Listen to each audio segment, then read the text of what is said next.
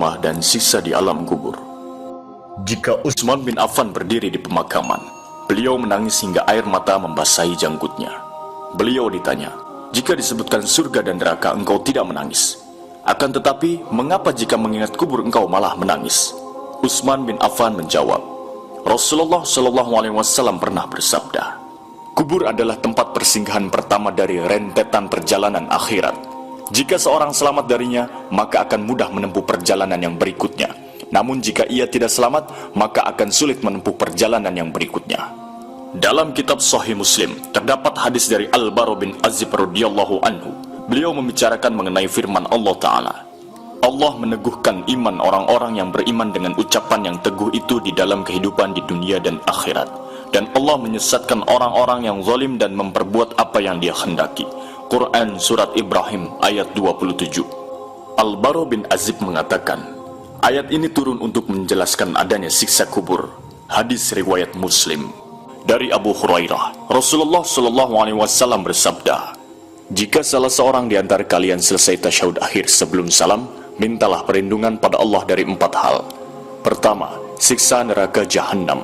Kedua, siksa kubur. Ketiga, penyimpangan ketika hidup dan mati. 4, kejelekan Al-Masih Ad-Dajjal. Hadis riwayat Muslim. Doa yang diajarkan oleh Nabi SAW adalah, Allahumma inni a'udzubika min azabil qabri wa azabin nar wa fitnatil mahya wal mamat wa syarri fitnatil masihid dajjal. Ya Allah, aku meminta perlindungan kepadamu dari siksa kubur, siksa neraka, penyimpangan ketika hidup dan mati, dan kejelekan Al-Masih Ad-Dajjal. Hadis riwayat Muslim. Awal perjalanan kita di akhirat. Seandainya seorang yang beriman sudah tidak lagi menginginkan dunia dan telah mengharapkan akhirat, turunlah dari langit para malaikat yang bermuka cerah secerah sinar matahari. Mereka membawa kain kafan dan wewangian dari surga lalu duduk di sekeliling mukmin tersebut sejauh mata memandang. Setelah itu turunlah malaikat pencabut nyawa dan mengambil posisi di arah kepala mukmin tersebut. Malaikat pencabut nyawa itu berkata, wahai nyawa yang mulia, keluarlah engkau untuk menjemput ampunan Allah dan keridhoannya. Maka nyawa itu dengan mudahnya keluar dari tubuh mukmin tersebut, seperti lancarnya air yang mengalir dari mulut sebuah kandil. Lalu nyawa tersebut diambil oleh malaikat pencabut nyawa, dan dalam sekejap mata diserahkan kepada para malaikat yang berwajah cerah tadi, lalu dibungkus dengan kafan surga dan diberi wewangian darinya pula, hingga terciumlah bau harum seharum wewangian yang paling harum di muka bumi. Kemudian nyawa yang telah dikafani itu diangkat ke langit. Setiap melewati sekelompok malaikat di langit, mereka bertanya, nyawa siapakah yang amat mulia itu? Ini adalah nyawa Fulan bin Fulan. Jawab para malaikat yang mengawalnya dengan menyebutkan namanya yang terbaik ketika di dunia. Sesampainya di langit dunia, mereka meminta izin untuk memasukinya, lalu diizinkan. Maka seluruh malaikat yang ada di langit itu ikut mengantarkannya menuju langit berikutnya, hingga mereka sampai di langit ketujuh. Di sanalah Allah berfirman, tulislah nama hambaku ini di dalam kitab Liyin, lalu kembalikanlah ia ke jasadnya di bumi, karena darinya lah aku ciptakan mereka, dan kepadanya lah aku akan kembalikan, serta darinya lah mereka akan kubangkitkan. Lalu nyawanya tersebut dikembalikan ke jasadnya di dunia. Lantas datanglah 2 malaikat yang memerintahkannya untuk duduk. Mereka berdua bertanya, siapakah Rabbmu? Rabbku adalah Allah, jawabnya. Mereka berdua kembali bertanya, apakah agamamu? Agamaku Islam, sahutnya. Mereka berdua bertanya lagi, siapakah orang yang telah diutus untuk kalian? Beliau adalah Rasulullah SAW, jawabnya. Dari mana engkau tahu? Tanya mereka berdua. Aku membaca Al-Quran lalu aku mengimaninya dan mempercayainya.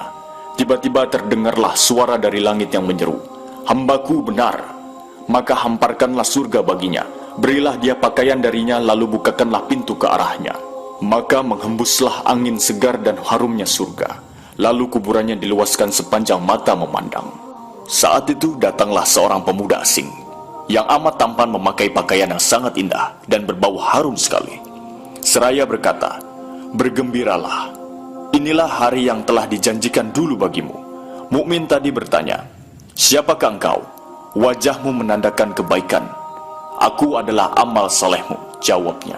Si mukmin tadi pun berkata, wahai Rabbku, segerakanlah datangnya hari kiamat, karena aku ingin bertemu dengan keluarga dan hartaku.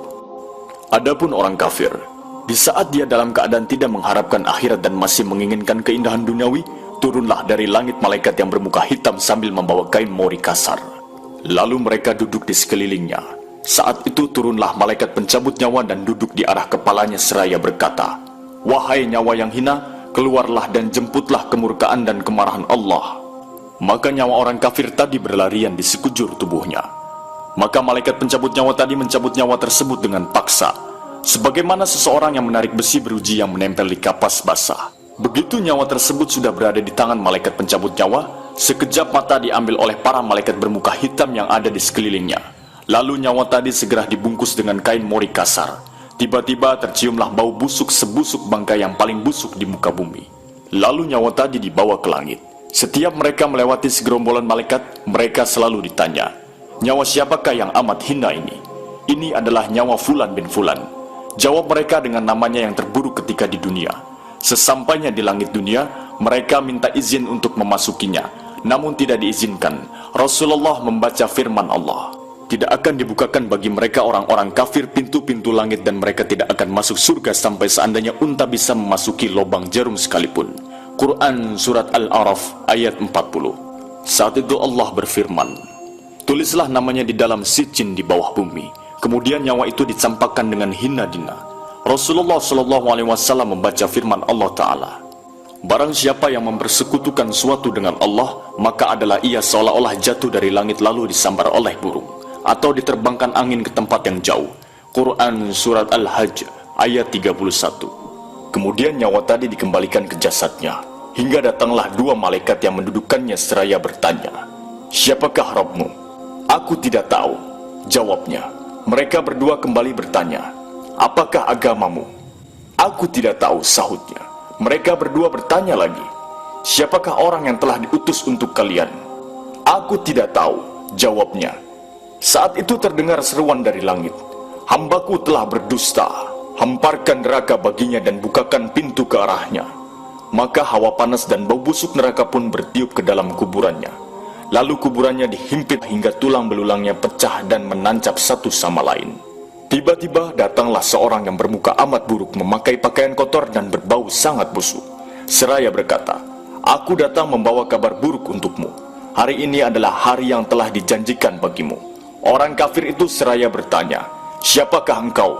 Wajahmu menandakan kesialan. "Aku adalah dosa-dosamu," jawabnya.